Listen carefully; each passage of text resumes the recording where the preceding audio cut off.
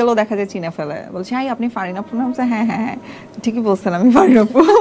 ক্লাসমেটরা যখন ফ্যান হয়ে যায়, হ্যাঁ ওকে, খুব মানে অন্যরকম ভালো লাগে নিশ্চয়ই। হ্যাঁ অবশ্যই ভালো লাগার, অবশ্যই ভালো লাগে। আমি বললাম না যে আমার আসলে ম্যাক্সিমাম মেমোরিজটা হচ্ছে স্টেট ইউনিভার্সিটির, তো ওরা আমার খুব ক্লোজ ফ্রেন্ড, এখন ওদের সাথে আমার কথা হয় এবং ওরা যখন আমার কোনো কাজ দেখে আমাকে কমেন্ট করে বা ইনবক্স করে, এবং আমার স্কুল ফ্রেন্ড, আমি আসলে স্কুল লাইফ থেকে খুব ফেমাস, আমি নাচ করতাম স্কুলে। তো ওখান থেকে সবাই এখনো পর্যন্ত আমার যেমন রিসেন্ট আমার জাহাঙ্গীরনগর একটা ফ্রেন্ড আমাকে ফোন দিয়ে বলছিল যে এই তোর এই আজান কাজটা আমি দেখবো, আমি খুব এক্সাইটেড কারণ ইরফান ভাই আমার পছন্দের। এবং সে বলতেছে বলে জানিস আমি তো এই ছবি দেখে ভয়ই পেয়ে গেছি। কেন? আমি তো ভাবছি বিয়ে করে ফেলছিস, কারণ আমাদের একটা বিয়ের ছবি পোস্ট করা হয়েছিল।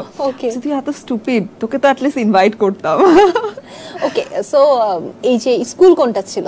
আমার স্কুল ছিল সাভার গার্লস স্কুল, কলেজ ছিল হচ্ছে সাভার ওমেন্স। আর এসএসসি তে জিপিএ বলা লাগবে 4.75। অনেক ভালো। সিনেমা 4.75 দুটেই বলে দিলাম। মানে সিনেমার সাথে সাথে তো তখন চলছিল পরীক্ষাটা, তার মানে অনেক ভালো সেই হিসেবে। অনেক ভালো না, আমি কমার্সের স্টুডেন্ট, মোটামুটি অনেক ভালো। সারাদিন পড়েও আমরা অনেকে এই রেজাল্ট পাই। আমি পড়তাম না আসলে, তাহলে সেই আমি পড়াশোনায় খুব বাজে। পড়াশোনা বাদ নালে আবার ঘুরে ফিরে আমার দিকে ছুড়ে আসতে পারে।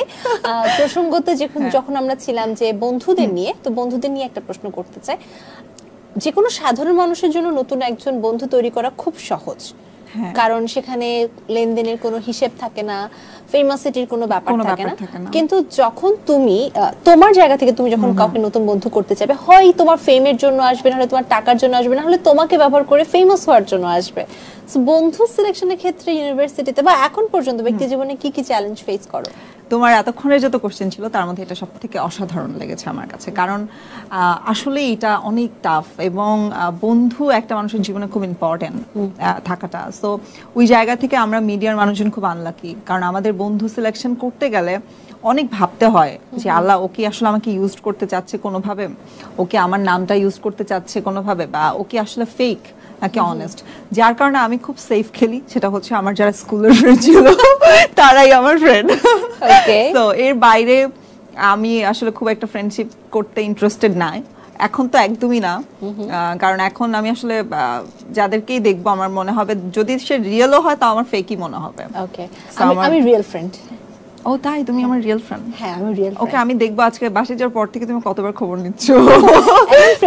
আচ্ছা, আমাকে আবার হচ্ছে আমার ফ্রেন্ডদের বলো যেই বলো, আমার সাথে যার যেই সম্পর্ক হবে আমাকে খুব খোঁচাইতে হবে, প্যাম্পারিং করতে হবে, খুব নক করতে হবে, কেয়ার করতে হবে। ওকে, তাহলে সরি আমি স্নেক ফ্রেন্ড। আসলে খুব বের হয়ে গেছে, এত প্যাম্পার করতে পারবো না কিন্তু বিপদে এগিয়ে আসতে পারবো। আচ্ছা তাহলেই হবে, এটাই অনেক। একবার একটু যাই হচ্ছে নেগেটিভ ব্যাপারগুলো নিয়ে। প্রত্যেকটা প্রফেশনে ভালো খারাপ আছে, মানে যেটা আমরা বলি গিভ এন্ড টেক, সেটা প্রত্যেকটা প্রফেশনে আছে, কোথাও কম কোথাও বেশি, কোনোটা প্রকাশ পায় কোনোটা পায় না। কিন্তু কেন যেন মিডিয়া মানেই যেন খারাপ, মিডিয়ার মানুষের অনেক নেগেটিভ, মিডিয়া মানে একটা ধুর অবস্থা, এটা কেন? কারণ মিডিয়ার মানুষজনকে নিয়ে মানুষের কিউরিওসিটিটা বেশি থাকে, অন্য সেক্টরের মানুষ দিয়ে এটা থাকে না। সো এটা আমি আসলে যারা জাজ করে তাদেরকে নিয়ে বেশি বলতে চাই না, কারণ ইটস ওকে করুক। তুমি তো অনেক ধরনের কাজ করছো এবং ইন্ডাস্ট্রিতে অনেক বছর ধরে আছো, ইন্ডাস্ট্রিটাকে চিনে গেছো। নাটক, সিনেমা, মিউজিক ভিডিও বলো বা হচ্ছে মডেলিং, র্যাম্প, ফটোশুট বলো, সব থেকে বেশি টাকা কোথায়?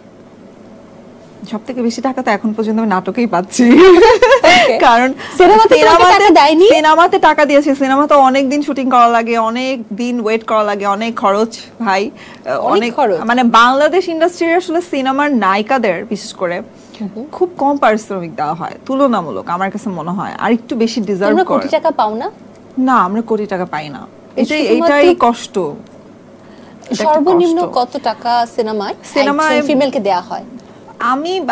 আমি যতটুকু আমার নলেজ 5 লাখ তো মনে হয় দেওয়া হয় সর্বনিম্ন, এর নিচে তো আসলে দেয় না, দেয় কিনা আমি জানি না। তাহলে সর্বোচ্চ মনে হয় 15 লাখ পর্যন্ত মাহি আপু পেয়েছিল। আচ্ছা, আর মানে আমার নলেজ যতটুকু। তুমি বলছিলে সিনেমা করলে অনেক খরচ, কি এই খরচগুলো? অবশ্যই খরচ, মানে সিনেমার আর্টিস্টদেরকে আসলে অনেক লং টাইম নিয়ে হচ্ছে একটা কাজের জন্য প্রিপারেশন নেওয়া লাগে, যে সময়টাতে আসলে তার সার্ভাইভও করা লাগে।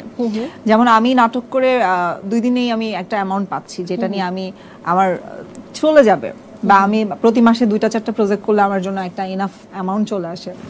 কিন্তু একটা সিনেমার প্রজেক্ট নেওয়ার পরে যেটা হয় যে প্রায় 5 লাখ টাকাই সাপোজ আমি নিলাম, সেটার জন্য আমাকে 6 মাস একটা জার্নি থাকে।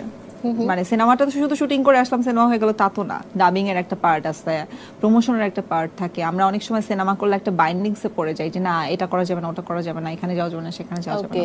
প্লাস ড্রেস, বিকজ একদম নতুন আর্টিস্টকে তো কেউ কস্টিং দেয় না। অনেক হ্যাঁ, অনেক ওদের জন্য অনেক কষ্ট।